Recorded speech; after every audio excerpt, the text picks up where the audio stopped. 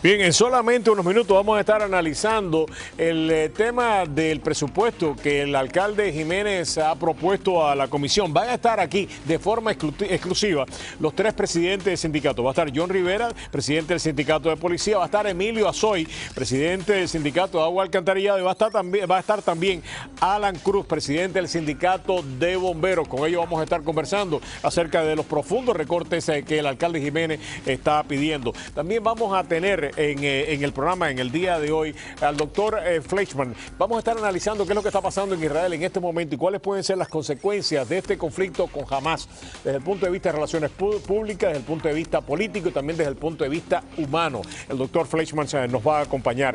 Y vamos a tener en el día de hoy una entrevista exclusiva. Va a estar con nosotros en solamente unos minutos, pues alguien que conoce muy de cerca la situación venezolana. Es más, la está sufriendo.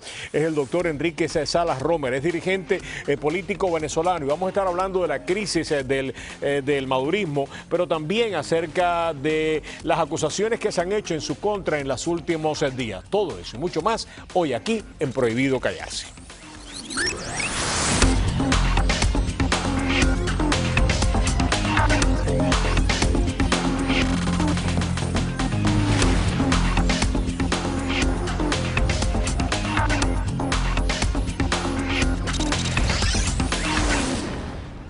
Una de las cosas más difíciles, y lo hablaba hace solamente unos minutos con el doctor Romer, con el cual vamos a estar conversando en solamente unos segundos, es traducir la realidad de países como Cuba y Venezuela al resto del mundo de una manera creíble. La mayor parte de la gente cree que uno exagera, que lo que uno está diciendo no es verdad, y continuamente pues se le retan los datos a uno, le retan pues las historias estas de horror que salen de nuestros países. Es triste, pero es realidad.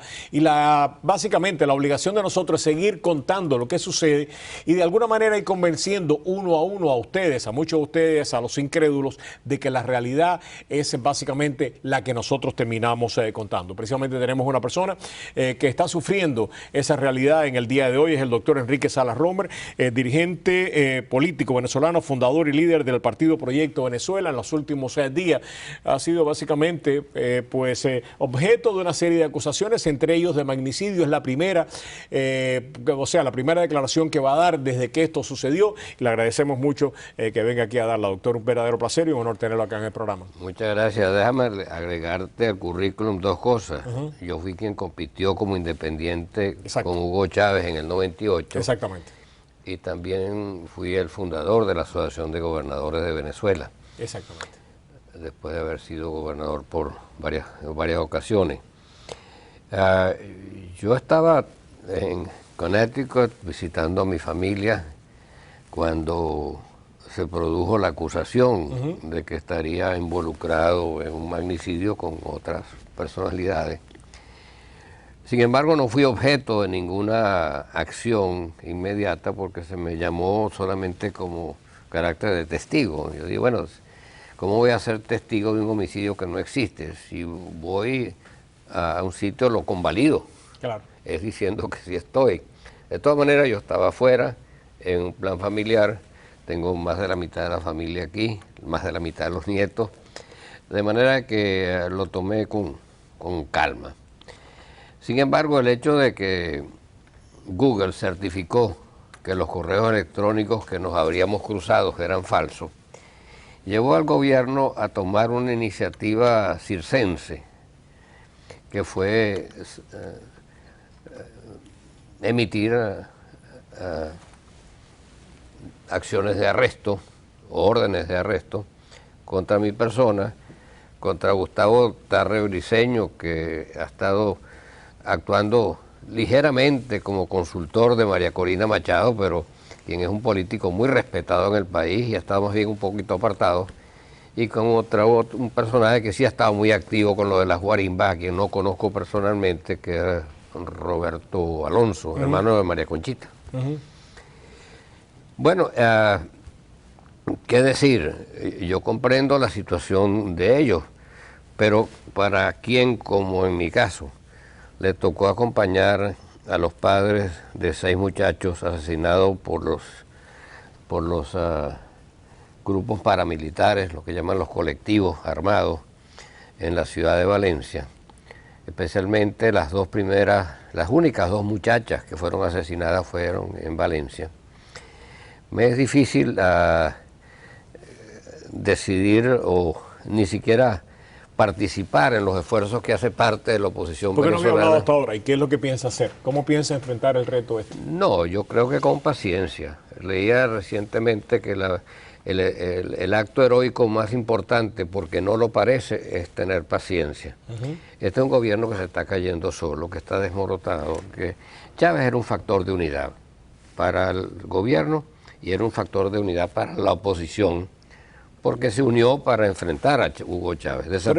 Perdona que le interrumpa, doctor, y sin lugar a duda hay una crisis dentro del madurismo, pero se está cayendo porque los cubanos, nosotros los cubanos estuvimos años diciendo el castrismo se está cayendo, todavía continuamos diciendo el castrismo se está cayendo, pero desde 1958 estamos diciendo eso. Y hay venezolanos que llevan diciendo, primero el chavismo se está cayendo, ahora el madurismo se está cayendo y sin embargo persisten en el poder, porque básicamente tienen la hegemonía de la violencia, ¿no? Y pueden matar, como usted acaba de decir, y pueden destruir los retos cívicos que se le lanzan continuamente, y además de eso lo que vemos es una oposición dividida, y básicamente lo mismo nos pasó a nosotros, en la cual a veces el canibalismo político entre nosotros mismos pues tiende a disgregar, a disipar el reto que deberíamos enfrentar al castrismo. Algo parecido no le está sucediendo a los venezolanos. Creo que hay algunas diferencias sutiles. Por supuesto, estamos hermanados al pueblo cubano por mil razones culturales, idiomáticas, musicales, poéticas, nuestra literatura, cuánto simbiosis existe entre ellas. Sin embargo, la situación de 1959 es muy distinta a la de 2014. Fidel Castro entró como un verdadero héroe militar. Recuerdo que en Venezuela se recogía la marcha del Bolívar para la Sierra Maestra y todos poníamos un Bolívar en las calles, en todas partes. Había una gran emoción por lo que estaba produciendo Fidel Castro y él se supo manejar con una gran habilidad y todavía está vivo, aun cuando no esté en la plenitud de sus facultades, sigue siendo el factor de unidad. Aglutinador. Ese factor aglutinador desapareció en Venezuela.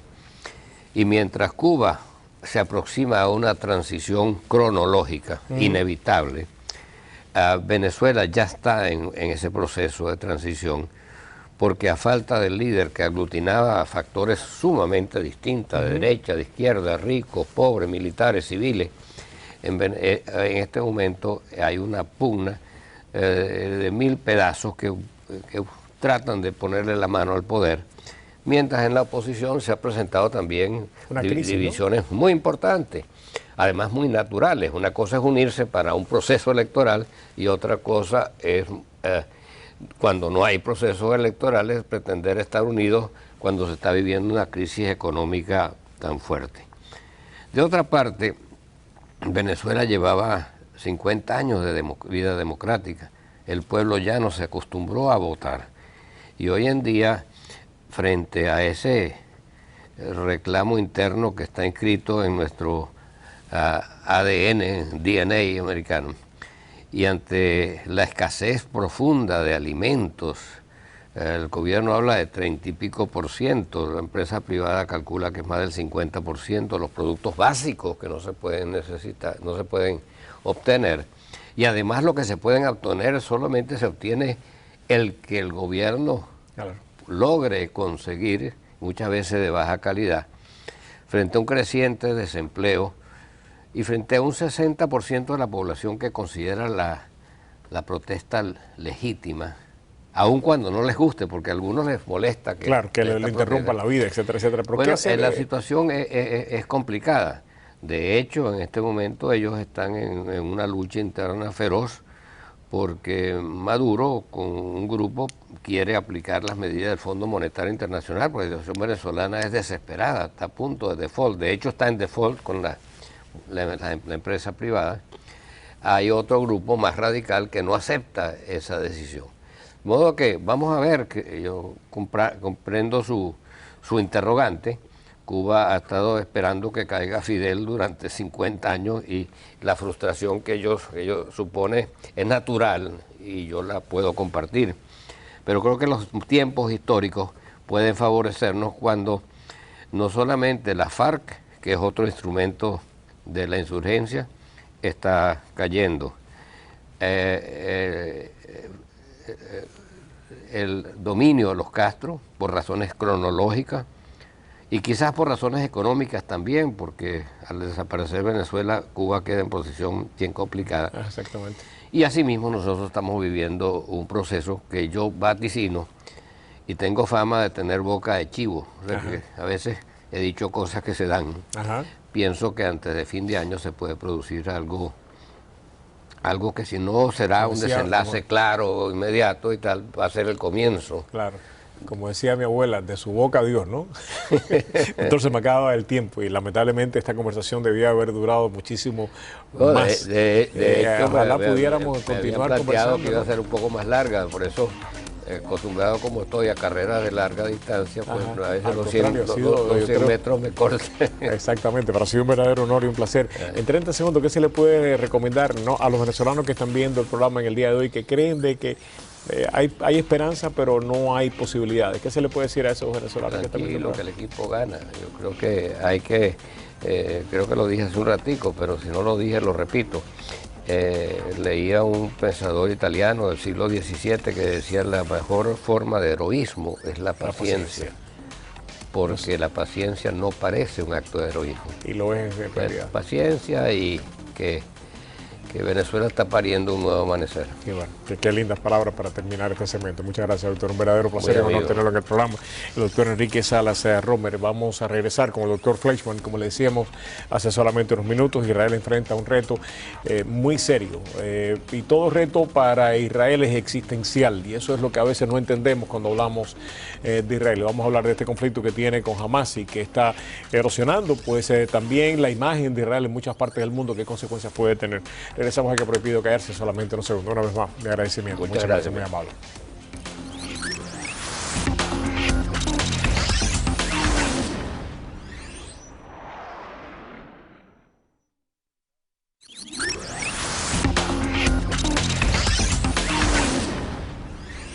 Ok, regresamos acá con el doctor Fleischmann. Para nosotros es un placer y un honor siempre tenerlo acá. Vamos a abordar el tema de Israel y Hamas en solamente unos segundos, pero no podemos pasar la oportunidad de tener al doctor aquí también abordar el tema de Venezuela, en que sea unos segundos, porque él se ha dedicado a estudiar el fenómeno precisamente de estas tiranías, de estos gobiernos totalitarios, específicamente el tema venezolano. ¿Qué le pareció la conversación con Salas Romer? Bueno, me pareció muy interesante su perspectiva. Es un hombre sumamente inteligente, con mucha experiencia. Incluso fue fue el competidor de Chávez en las elecciones del 98 y lamentablemente perdió. Pero a mí me parece que es demasiado optimista. No hay el régimen de Chávez, por más de que se resquebraje y se caiga a pedazos desde el punto de vista económico, o porque haya algunos que se salgan del esquema chavista, como fueron estos 4 militares, estos 4 generales, no quiere decir que en un gobierno con voluntad totalitaria no puede conseguir recursos que son más bien recursos coercivos. O sea que si yo le tuviese que dar un mensaje a los venezolanos que nos están mirando, como tú le pediste a Salas Romer, yo le diría: sigan con la protesta. Sigan con la protesta y apelen al mundo internacional, apelen a los países de América Latina. No puede ser que Brasil, un país como Brasil, que es una democracia grande, siga apoyando al madurismo de la forma que lo está apoyando. Porque es verdad que el madurismo, Cuba tiene mucha influencia sobre el gobierno venezolano, pero a nivel político... A nivel político, Brasil y UNASUR han sido los que más han posibilitado la dictadura chavista. O sea que tiene que haber una campaña de explicación general, que sigan las protestas y apelar a lo internacional. En el momento de que hay más envoltura internacional, yo creo que es más presión sobre el gobierno de Maduro. Internamente Maduro va a lidiar con los medios coercivos, los medios más coercivos, y la población va a sufrir. Totalmente de acuerdo con usted, doctor. Doctor, permíteme pasar ahora al tema de Israel y Hamas. Algunos creen de que Israel no tiene alternativa en estos momentos. Pero sin embargo, el costo de la imagen de Israel es altísimo, ¿no? Y me decía usted, antes de empezar el programa, algo que me parece excelente para de alguna manera enmarcar el análisis, y es de la manera que se le pide que actúe Israel, no se le pide a ningún otro país del mundo una acción similar que es la que se le pide al Estado judío. Totalmente. Israel es un país sumamente escrutinizado, el más escrutinizado del mundo quizá. Por ejemplo, la concentración de periodistas más grande del mundo, afuera de Washington, está en el Medio Oriente, está en Jerusalén, está en Tel Aviv. Periodistas internacionales. Eso indica de la fascinación del mundo con el tema de Israel y el conflicto del Medio Oriente. Es un conflicto donde todo el mundo tiene una opinión, no necesariamente todo el mundo conoce del tema, pero todo el mundo tiene alguna opinión. Cae dentro de un esquema, ¿viste? Algo muy simplista, etcétera, etcétera. Y lo que te comentaba en forma privada era que siempre hubo comprensión por aquellos países que pelearon contra el terrorismo, incluso un país como Colombia. Fue Uribe que logra derrotar... Cometiendo exceso. Cometiendo algunos excesos, porque es imposible no pelear contra una organización terrorista sin excesos. Ahora precisamente están los falsos positivos, están haciendo precisamente actos de presencia en la realidad colombiana, pero como usted señala, básicamente hay un marco de comprensión y de aceptación de que algunas Correcto, ocasiones, mientras se sea la ley lo que es lo supremo. Por ejemplo, en el caso de Colombia, hubo persecución, perdón. O sea, se peleó contra la FARC, se peleó, pero también sobrevivió el Estado de Ley colombiano. Claro. Y eso fue un milagro impresionante. Totalmente de acuerdo. Solamente comparado al italiano. Claro. Solamente comparado al italiano, que el reto cuando la muerte, el asesinato de Aldo Moro fue tremendamente fuerte para las instituciones italianas y optaron precisamente dentro del marco de la ley, pues tratar de desmontar el terrorismo y lo lograron. Yo creo que sirvió de parámetro para todos. Y es lo que Israel también intenta. Permíteme abordar algo que me parece importante, que solamente con usted lo puedo abordar, ¿no?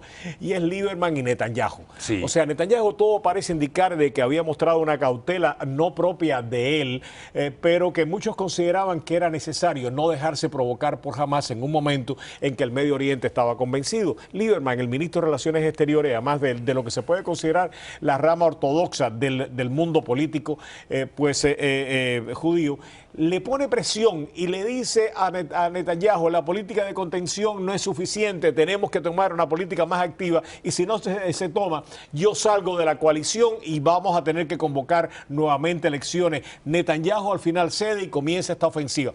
¿Es esta ofensiva una ofensiva política o es una ofensiva para lidiar con el problema de Hamás? No, es una ofensiva para lidiar con el problema de Hamás.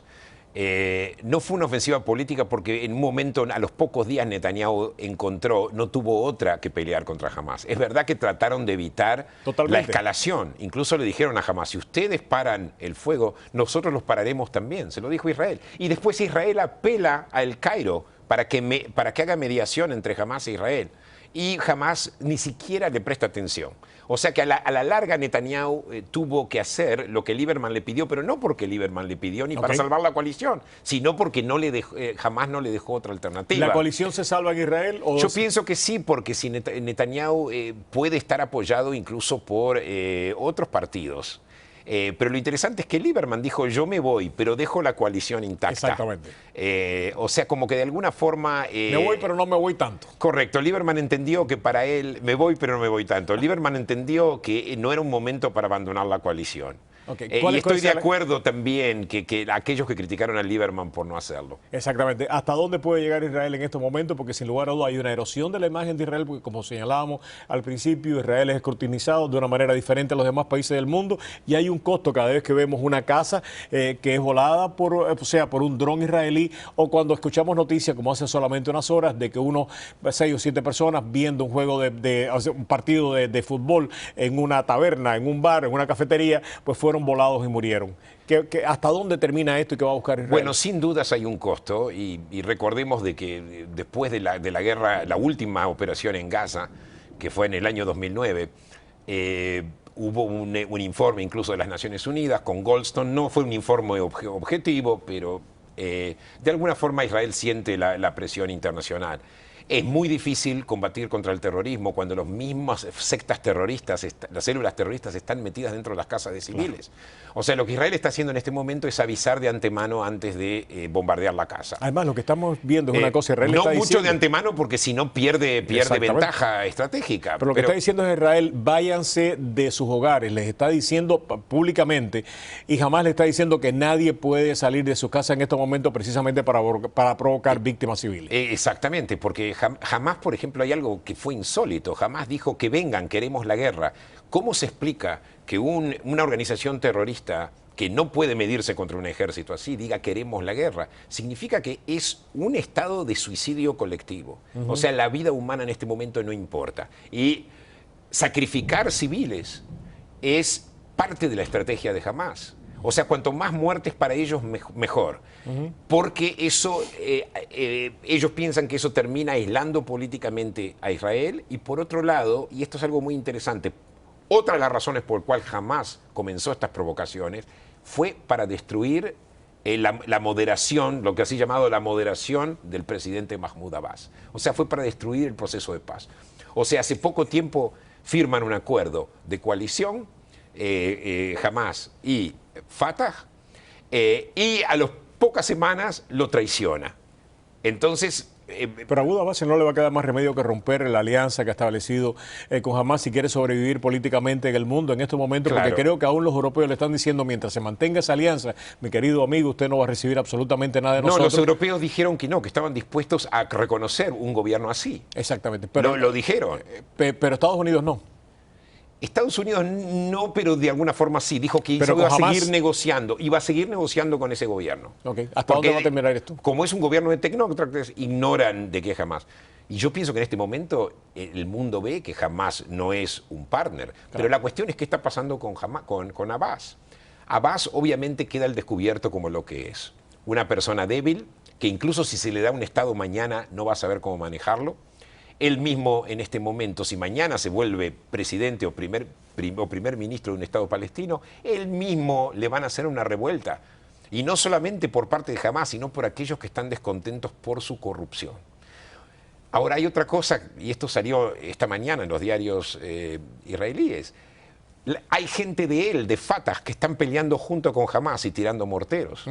O sea que en este momento la gran tragedia es que no va a haber un arreglo, porque firmar con Abbas es firmar con una persona débil. Es garantizar de que va a haber un Estado terrorista del lado del Estado de Israel. Incluso la retirada unilateral que propuso Israel en algún momento, o que se pensó, se propuso en el aire, ¿no? No se propuso, sino que se pensó, cada vez más imposible, porque... Fíjate tú, Roberto, qué vulnerable está Israel a todos estos morteros. Son armas que llegan de Irán en Gaza. Imagínate si la Cisjordania queda desocupada. Si la Cisjordania queda desocupada, van a empezar a haber bombardeos de la Cisjordania hacia Tel Aviv y hacia todas las zonas. Una de las cosas que se requiere, creo yo, urgentemente, es replantear la política de Estados Unidos hacia esa región. Y digo esto porque no solamente la invasión a Irak, creo yo que fue uno de los grandes errores estratégicos de Estados Unidos, sino aún después la decisión del presidente Bush de permitir las elecciones, donde jamás terminó participando y ganando una legitimidad que no debía haber tenido nunca, a pesar de que había mucha gente que le decía, este no es el momento, este no es el camino para lidiar con lo que está pasando en Palestina. Y de ahí en adelante, por omisión o básicamente por acción, y creo yo que en los últimos años lo que hemos visto es una omisión tremendamente peligrosa que ha desencadenado todo esto que estamos viendo, más la acción que habíamos visto anteriormente, que también creo que era tremendamente errada. Lo que estamos viviendo es uno de los momentos peores del Medio Oriente. ¿Me equivoco o no? No, totalmente, porque aparte a esto se le suman dos cosas. Tú me preguntaste una pregunta, ¿hasta cuán lejos Israel va a llegar? Yo pienso que si Israel hace una operación militar y se retira, al poco tiempo van a volver a estar armados. O sea que en este momento yo pienso que donde va Israel en este momento es a decapitar al liderazgo de Hamás. En este momento están decapitando lo que llaman los líderes militares. Pero en mi opinión, y lo voy a decir y lo digo con dolor, hay que decapitar también a la dirigencia política, porque ellos son responsables de eso. Y eso es legítimo que lo hagan. Ahora, hay algo mucho peor. Se gestó lo que se gestó en Irak y en Siria. O sea, este avance de estos grupos terroristas que a la vez tienen contacto con Hamas. Exactamente. Y es muy Entonces esto se puede volver a llegar a un problema regional muy serio. O sea que en este momento se necesita una alianza, una intervención mucho más clara de parte y una reevaluación de las políticas por parte de Estados Unidos y de los europeos, y dejar de decir de que el conflicto israelí-palestino es el centro de todos los problemas. No lo es. Porque es absurdo. Hace 2 días el presidente Obama escribió una columna. La columna era ridícula, porque la estaba tratando de convencer a los israelíes de que Abbas era un buen socio para la paz, sin tomar en cuenta lo que yo te dije antes. Por más que sea buenito, que no estoy seguro hasta cuánto es tan débil que cualquier acuerdo con él es muy insostenible. Precario. Doctor, siempre es un placer y un honor tenerlo aquí en el programa. Tiene que regresar. Igualmente, Roberto, siempre regresaré por ti. Muchas gracias, usted es muy amable. Tenemos que pasar a publicidad. Cuando regresamos a Miami. Aquí no está la situación tan convulsa como en el Medio Oriente, gracias a Dios. Pero el presupuesto del alcalde Jiménez ha provocado un levantamiento dentro de nuestros sindicatos. Tenemos a los 3 presidentes de los sindicatos más poderosos del condado aquí con nosotros. En solamente unos segundos vamos a analizar con ellos las consecuencias que puede tener para nosotros, para ellos, para ustedes, para Carlos Jiménez, este presupuesto. En solamente unos segundos regresamos.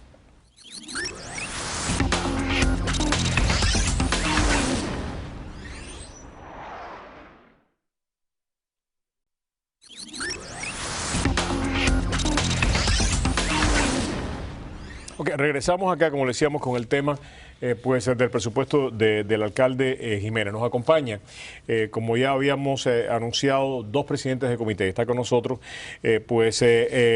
Emilio Azoy, es presidente de Aguas y Alcantarillado, del sindicato Aguas y Alcantarillado. También está con nosotros John Rivera, presidente del sindicato Policía. Hoy hemos dicho que íbamos a tener también con nosotros a Al Cruz. Al Cruz es presidente del sindicato Bomberos. La razón por la cual no está más que justificada, y se la explico enseguida. Como ustedes saben, hace solamente unos días un trágico accidente donde perdieron la vida 4 muchachos. Uno de los muchachos que murió, 19 o 20 años, es el hijo de un excomandante del departamento de bomberos. Se retiró, se jubiló hace solamente más o menos un poco más de un año. Este comandante, cuando retiraron este barco que ustedes acaban de ver, que utilizan los bomberos para casos como el que sucedió hace varios días, él se presentó a la comisión y dijo: no retiren este barco de circulación, busquen el dinero para que este barco pueda seguir operando, porque esto puede salvar vidas y el retiro de este barco del activo puede terminar en una tragedia. Lamentablemente no escucharon lo que él tenía que decir. Lamentablemente para él, para este comandante de bomberos retirado que perdió su hijo, hoy lo están velando, y por eso es que el presidente del sindicato de bomberos no puede estar aquí en este programa en el día de hoy con nosotros, no puede estar él tampoco. Perdió su hijo. Y esto es una desgracia que realmente puede suceder. Hace solamente unas horas también, Jim DeFiri, el reportero de CBS 4, estuvimos hablando en el día de hoy con él, y lamentablemente no puede estar con nosotros. Lo invitamos para que estuviera con nosotros, no puede estar con nosotros. Jim DeFiri le preguntó al alcalde acerca de este barco, de por qué no se buscaba el dinero, por qué no se trataba de buscar una solución para que este barco estuviera en el mar salvando vidas. Y en vez de contestarle, lamentablemente el alcalde lo que hizo fue básicamente insultar a Jim DeFiri. Le dijo: ¿cómo usted me va a preguntar esto a mí? Usted ni es bombero, ni fue jefe de bombero, yo he sido bombero, con una irrespetuosidad realmente seria. En un tema tremendamente serio también. La posición del alcalde fue: yo le hice a ellos un planteamiento hace varios años, ellos no lo aceptaron, la culpa es del sindicato, y no voy a revisar mi planteamiento. Y Jim DeFiri en la entrevista le dice: pero si usted hizo todo lo posible por acomodar a los Dolphins, al Miami Heat, al PAM, a no sé cuánta gente más, ¿cómo usted no va a hacer lo posible por acomodar a este pedido del sindicato de bomberos para que este barco esté haciendo el servicio y salvando vidas? El alcalde no quiso escucharlo. La entrevista fue realmente lastimosa de la manera que se llevó a cabo. Precisamente tenemos a John Rivera, a Emilio Azoy, nuevamente nuestro pésame más profundo a todos los que perdieron familiares en esta tremenda tragedia, a este excomandante de los bomberos que alertó al alcalde y a la comisión de lo que podía terminar sucediendo, y lamentablemente de una manera profética vio que su hijo, su propio hijo, pues murió en un accidente, y que el barco que quizás hubiera podido salvarle la vida estaba ahí varado porque no había dinero para que pudiera funcionar y lamentablemente todo parece indicar que no va a haber dinero si el alcalde logra su cometido para que vuelva a estar al mar. Ustedes dos, me imagino que esto ejemplifica, yo creo que de alguna manera, empecemos por ti, John, porque no solamente el alcalde está diciendo ahora vamos a dejar este barco aquí, sino vamos a despedir a ¿cuántos policías? Bueno, hoy en día creo que son 228 policías y 160 oficiales de corrección. Y como usted dijo, imagínese un momentico, el alcalde se portó así, sabiendo que la cámara estaba ahí. Imagínate cómo él habla con nosotros cuando él es privado, para que ustedes sepan un poquito los problemas que nosotros tenemos hablando con este hombre. Dios mío, pero esto es realmente, y ojalá mañana vamos a tratar, repito, de obtener permiso para pasar este video para que ustedes lo puedan ver. Si no, lo pueden encontrar en Jim DeFede CBS 4, CBS 4, ponen Jim DeFede y pueden encontrar este altercado entre el alcalde y Jim DeFede, que realmente hay que verlo porque, como dice John, es una manera que ejemplifica, si el alcalde se comporta así con un periodista, con una cámara adelante, ¿cómo puede ser el alcalde en privado? Yo creo que es su responsabilidad terminarlo de explicar. Emilio. Primero que nada, Roberto, gracias por tenerme aquí. La verdad que me da mucha pena con lo que ha pasado. Es algo que no tiene nombre. Ahí nos damos cuenta donde no hay liderazgo. Un alcalde que no ha sido sincero con nosotros. Conmigo personalmente. Pon un ejemplo para que los televidentes puedan te voy a decir un ejemplo. Él me prometió a mí, cuando él salió electo una vez, delante de testigos, con ejecutivos, me dijo, no voy a pedir más estas concesiones que ustedes me van a dar, se lo agradezco, yo no voy a pedir más, el presupuesto se va a balancear por sí mismo. No ha sido la verdad. Sigue pidiendo, y no solamente sigue pidiendo, las promesas que nos hizo de que las concesiones se iban a expirar ahora en octubre, está diciendo que no, prácticamente las quiero, no quiero que se expiren, y en adición les quiero pedir más, no un 10%, no un 40%, porque si tú sumas todo lo que nos está pidiendo, es un 40%. ¿Qué quiere decir un 40%? Un 40% en ingreso, de salario, beneficio, porque tú estás pidiéndole, por ejemplo, a empleados que hacen funciones extraordinarias, especiales, como ir 30 pies debajo de la tierra con gases venenosos, como sumergirse en agua de alcantarillado contaminada, con bacterias, virus. Él está diciendo, tú no te mereces un poquito más, tú tienes que, la compensación extra que estás ganando, no te la mereces, tú vas a ganar lo mismo que una secretaria que está en aire acondicionado, sin exponerse a eso. Entonces no es ilógico de que tú le hables a una persona, que está representando a los empleados, como una persona como yo o como John va a ir para atrás y le va a decir a un police officer, a un oficial de la policía, mira, no importa que tú te arriesgues tu vida, que tú seas entrenado especialmente para gangas y personas que no tienen escrúpulos, que para proteger esta sociedad, esta comunidad, un poquito de extra compensación que tú estás ganando te la voy a quitar. Lo mismo que otro que está quizás haciendo otra función menos peligrosa. Esos son los puntos que no tienen sentido. Eso no se llama negociaciones, eso no se llama nada. La sinceridad en una persona... ¿No ha negociado con ustedes? No ha negociado con ustedes, porque básicamente lo que le ha dicho a la comisión es, este es el presupuesto, partiendo de la premisa de que yo no voy a llegar a un acuerdo con los sindicatos, y ustedes acepten lo que ustedes hagan, lo que ustedes quieran con esto, para echarle la responsabilidad arriba a los comisionados de lidiar con un problema que él es el que debía haber terminado lidiando con este problema. En el caso de la policía, ya hemos visto el costo que puede tener dejar este barco para lidiar con situaciones críticas en el departamento de bomberos. ¿Cuál es el costo que puede tener si nosotros terminamos cerrando o eliminando o votando, eliminando posiciones? ¿Cuántas una vez más? 300 y pico, ¿no? Bueno, hoy creo 228. 228. ¿Qué efecto puede tener la seguridad pública? Bueno, porque él dice que ninguno, porque es lo que va a hacer, lo que dice él, correcto, que va a sacar oficiales que están haciendo labores administrativas que aparentemente no están haciendo nada para ponerlo en las calles. Sí, eso es una cosa, vaya, son mentiras por encima de mentiras, Roberto. Una de las cosas, hoy en día la gente tiene que saber, hoy en día nosotros no podemos darle el servicio a la gente como debemos darle. El otro día me dijeron que había una mujer por el teléfono, 911, y estaba gritando, yo tengo 77 años y estoy aquí 3 horas en el sol esperando por un policía. Eso, la comunidad se merece mucho mejor que eso. Y Roberto, juegan con números. Porque si ellos te dicen, si tú le dices, bueno, ¿cuánto se demora un policía llegar a su casa si yo digo que tengo un accidente? Ellos te dicen, bueno, del momento que le mandamos el dispatch al momento que llega, 10 minutos. Ellos no te dicen del momento que usted llamó el 911. Puede ser 2 horas, entonces los 10 minutos. Y nosotros, ¿por qué le estamos... ¿Cuál es la razón que le tenemos que decir mentira a la gente? ¿Por qué no le decimos la verdad? Y para que la gente sepa que esta es la realidad. Y ellos quieren la seguridad. Y no le importan pagar para la seguridad. Lo que les molestan a ellos, dar dinero para que entonces estos políticos empiecen a jugar jueguitos con el dinero y dárselo a los millonarios. Debo pasar a la publicidad, pero vamos a continuar y te quiero saber precisamente cómo es que el Departamento de Agua y Alcantarillado puede lidiar con esta crisis, si de alguna manera pues se le imponen, la comisión se le pone y cómo ustedes pueden lidiar si la comisión le impone esta solución a ustedes. Vamos a publicidad, pero antes tenemos a la doctora Mari Reyes, que también tiene soluciones para ustedes. Adelante, doctora. Gracias. Gracias, Roberto. Yo quiero hablar de la ley de bancarrota.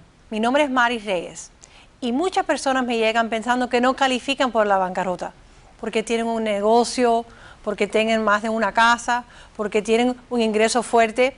La ley de bancarrota ayuda a todos.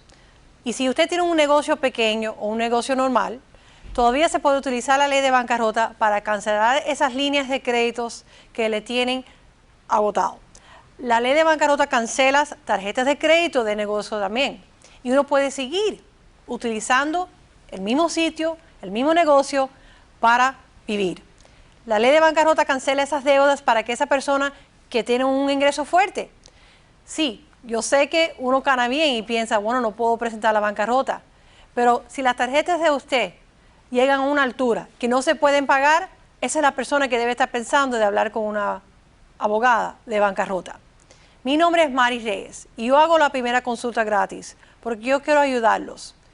Llámanos hoy al 305-476-1900. Y recuérdese que la ley de bancarrota le pertenece a todo mundo.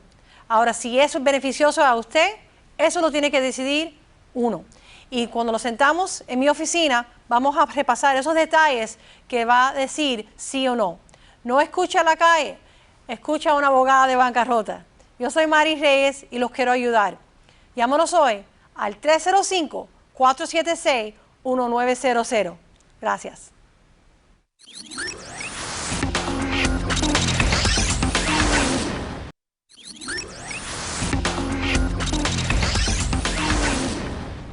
Ok, continuamos con este programa. Ayer teníamos a Mike Hernández aquí y nos dijo dos cosas que me parece que es importante y creo que lo vamos a tener mañana nuevamente, porque me parece que este es un tema que debemos insistir para beneficio de usted y para beneficio de todos, ¿no? Mike Hernández es el vocero del alcalde. Nos dijo de que él había tenido múltiples reuniones con ustedes para negociar este contrato y que no le había quedado más remedio que hacer esto. ¿Cuántas reuniones tuvo contigo? En realidad, personalmente, ninguna. Okay. Al Chief Negotiator, que es el que él asigna para negociar, tuvimos un encuentro donde él me propuso prácticamente todo, quitar todas las cosas del contrato y por encima de eso un 10% de rebaja de salario, más todas las concesiones y todas las demás que no... o sea, para beneficio de nuestros televidentes, porque básicamente lo que le están diciendo al público es de que lo único que le pidieron fue que ustedes dieran un poquitico más en el seguro de salud y que el seguro de salud de ustedes iba a ser más o menos igual que el que tiene la Junta Escolar en este momento y que no le habían pedido más nada. En el caso tuyo, ¿te pidieron algo más? Mucho más. ¿Qué te pidieron? Mira, pidió muchos contratos que como te dije, son contratos especiales para condiciones de trabajo inusuales. Está pidiendo todo eso, que eso representa, impacta a cantidad de empleados. Como te dije, son... ¿Reducción de sueldo? Reducción de sueldo, está pidiendo 1.000.000 de cosas. Además de lo del seguro de salud. No es lo único, no es lo único, o sea, eso no es lo único. Y está tratando de hacer un dictador.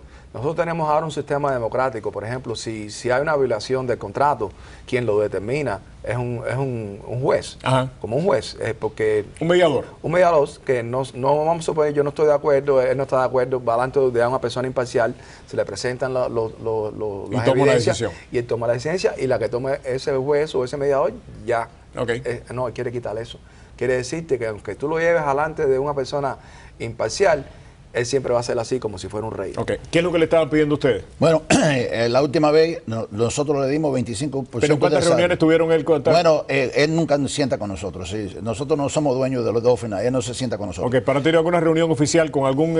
Oficial no, ellos llegaron a mi oficina, me entregaron los papeles, las demandas, pero tuvimos el conflicto que no pudimos seguir con una contigo, una más o menos, media contigo. Media contigo y una contigo. Correcto, lo único que ustedes han negociado. Correcto. Ok, ¿qué es lo que te están pidiendo a ti? Por encima de los 25% que le dimos la última vez. Ustedes le dieron un 25% de del reducción de salario. Y ahora quiere 45 más. ¿Cómo 45 más? 45% más de salario. En total, todas las cositas, si lo asuma todo, 45% más. Pongo un ejemplo para beneficio de los televidentes. Además de la reducción de salario, ¿qué más le están pidiendo? Bueno, nosotros no llegamos a hablar del seguro, pero él quiere hablar, otro unos 15%. Una cosa que la gente tiene que saber del seguro, lo que nosotros pagamos de premium es menos de lo que ellos tienen que pagar para el seguro, para la salud de la gente. O sea que ellos están usando el dinero para usarlo para las otras cosas, para darle los Dolphins millones de dólares. El dinero de nosotros. Nosotros estamos pagando más para el seguro que estamos sacando. Ok. O sea, lo que él dice de que básicamente ustedes viven, ustedes le han hecho concesiones en el pasado y que ustedes viven mejor que nadie y que nuestros policías, la gente de agua alcantarillado, los bomberos, básicamente de que ustedes se quejan por gusto. A ver, empecemos por ustedes. O sea, ¿cómo ustedes se comparan a otros departamentos de policía del Estado? Bueno, no, nosotros no estamos por abajo y te voy a decir una cosa, los oficiales míos tienen que trabajar 2 o 3 trabajos, están trabajando off duty, están trabajando overtime porque no pueden con el Pero dice que hay muchos oficiales que ganan más de $100,000 que ustedes... Pero eso es porque tienen que trabajar tres turnos. Okay. Él no está hablando bien. La gente que él está pagando los 150 mil pesos, eso nada más para 8 horas o menos. Pero la gente mía tienen que trabajar como 3 turnos para ganar ese tipo de dinero. Ok, en el caso de ustedes. En el caso de nosotros igual, las personas que nosotros ganan dinero es porque trabajan demasiado overtime, porque él no contrata a la gente que tiene que contratar, trabajan en 80 horas de overtime a la semana. 80 horas a la semana de overtime. No, a la quincena. A la quincena. A la quincena, ¿por qué? Porque tienen que O sea, llegan que a la casa a las 10 de la trabajan noche. 80 horas a la semana. Prácticamente yo tengo personas que no tienen vida. Es más, quiero que tú sepas, yo tuve un caso que no tuve que reunirme con el departamento porque eran inhumanos. Le querían dar disciplina a una persona porque tenía que trabajar los 7 días de la semana forzado.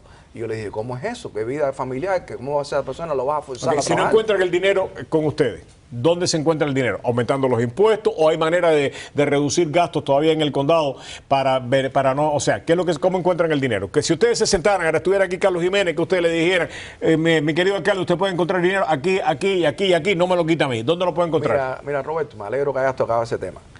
Yo les he mandado cartas al alcalde. Yo tengo como 15 o 16 recomendaciones y demandas porque hay un contrato entre el condado y nosotros de que donde nosotros encontráramos eficiencia, el dinero va y se queda el 75% en el departamento, el 25% como al final de año, como tiene Jackson. Nosotros somos quienes encontramos la deficiencia y la tratamos de resolver, ¿ok? Y él no ha hecho valor a eso, nada. Hay como 15 o 16 demandas en eso. Él le paga a contratistas. Te voy a poner un ejemplo por encima, si me lo permites. Bueno. Mira, nosotros hicimos un trabajo hace ya un tiempo, probado, que se fue documentado, que nosotros lo hicimos por $58,000, un ejemplo. Un trabajo que se hizo en el departamento con los empleados, el overtime, todo. Después, sin enterarse uno, a espaldas de uno, se lo dio un contratista y pagó $200,000 innecesariamente. Ahí es donde tú ves el despilfarro de dinero.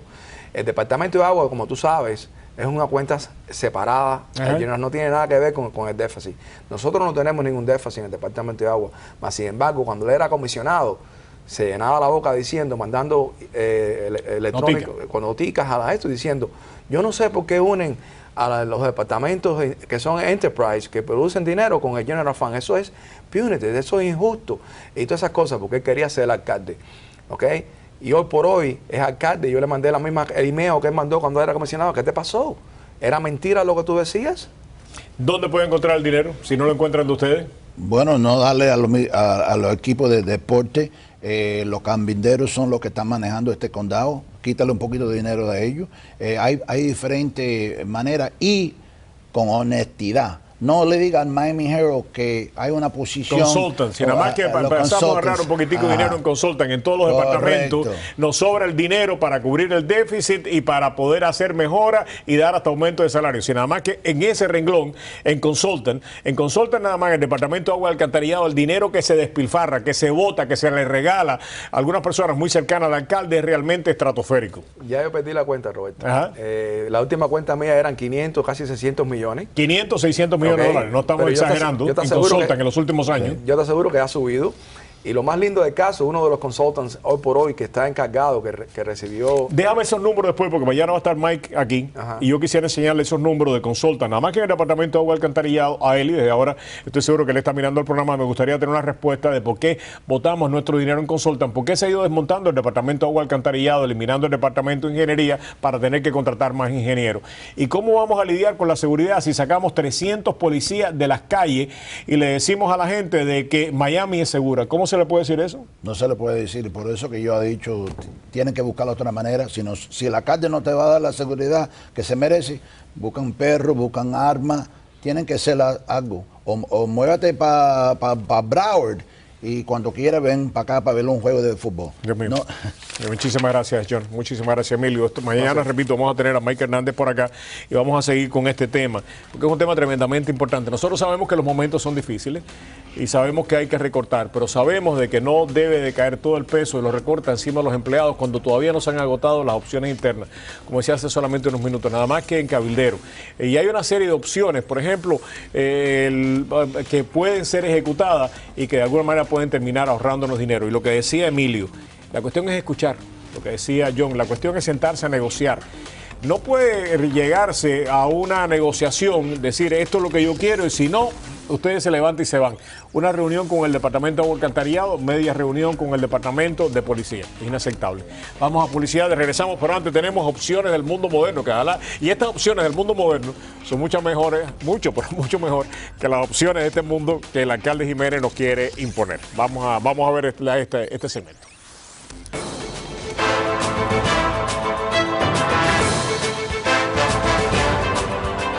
Bueno, aquí estamos con ustedes para compartir información acerca del nuevo descubrimiento de la ciencia en medicina natural, las células madre. Y tenemos precisamente para hablar de este tema con nosotros a José Aponte. José, gracias por acompañarnos.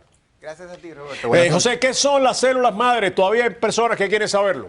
Sí, las células madres son las únicas células en el cuerpo que tienen la capacidad de autorregenerarse. Por eso se llaman células pluripotentes, pudiendo convertirse en glóbulos rojos, huesos, piel y hasta en tejido muscular, Roberto. Bien, ¿y quién puede utilizar esto, José? Sí, todas las personas que sufren de diabetes, artritis, hipertensión, dolores musculares o falta de energía, presten mucha atención, porque con este tratamiento le puede cambiar la vida, Roberto. ¿Y cuál es la diferencia entre las células madres y Madre Cell Plus y otros productos? Sí, Roberto, muy importante. Madre Cell Plus es el único tratamiento 100% original y 100% natural, sin ningún tipo de efectos secundarios.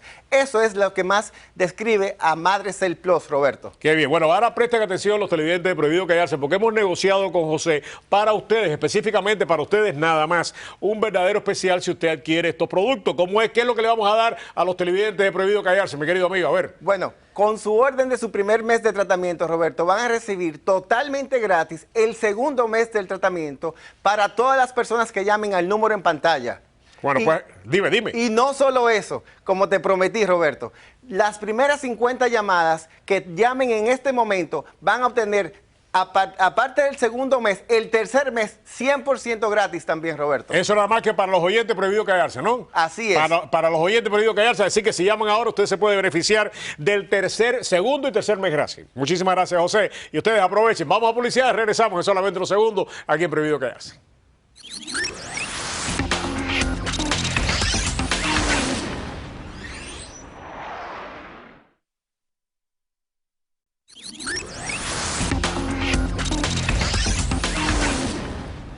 Ok, así llegamos al final del programa. Mañana regresamos. Vamos a tener a Mike Hernández mañana. Vamos a estarle dando seguimiento a un tema realmente dramático. Es el hundimiento del 13 de marzo. Se conmemora una fecha más. Va a haber una serie de actividades que van a estarse de alguna manera recordándonos esa gran tragedia. Así que mañana tenemos eso para ustedes. Tengan todos muy buenas noches. Que Dios nos acompañe a todos. María Elvira ya está lista para comenzar a trabajar.